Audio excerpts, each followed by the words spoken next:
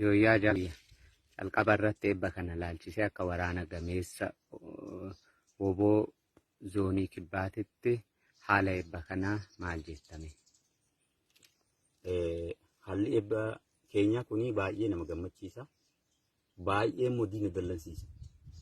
Yeroo ammaa kana yeroo itti diinni burjaaja'ee garatti galgaluu dhabee waan qabatee waan gadhiisu dhabee rakkachaa jiru kanatti waraanni bilisummaa Oromoo immoo akka jiru zoonii kibbaa keessatti waraana lakkoofsaan hin beekamne kan muummee hin qabne kana kan uummanni Oromoo kun biyya alaa biyya keessaa ilaalu kana eebbisiifatee akka ajaa'ibaatti ittiin diina ofirraa cabsuuf qophaa'u jiru kanatti akka ajaa'ibaatti nama gammachiisa.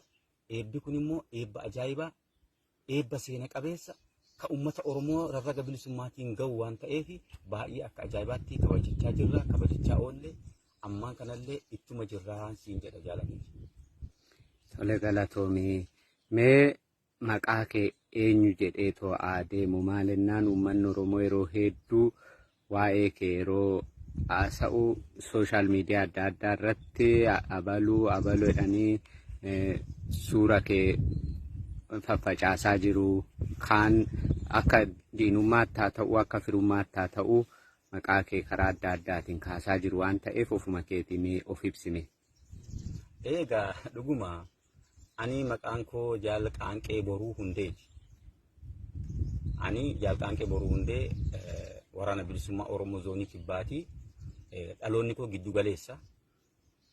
Kanaaf iyyuu ani maqaan koo akkuma sitti Jaal Qaanqee Boruuti. Maqaa nama dhibiilee bakka bu'u, bifti koollee adda nama dhibii bakka bu'uu hin danda'u. Yeroo baay'ee immoo firoota haa ta'uu hin beeku, diinota haa ta'uu hin beeku, maqaa kiyyatti nama dhibiitti fayyadamanii jijjiiraniitu kaan suuraa koo ol galagalchee, kaan immoo gadi galagalchee, kaan immoo akka dhibii godhee kaasaa jira.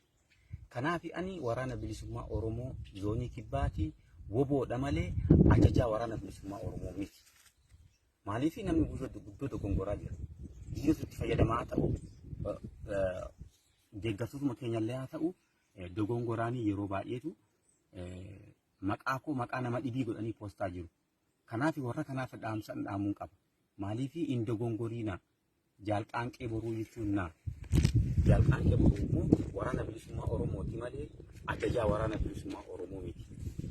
Irra guddaa namni ajajaa jedhee na fudhachaa jira.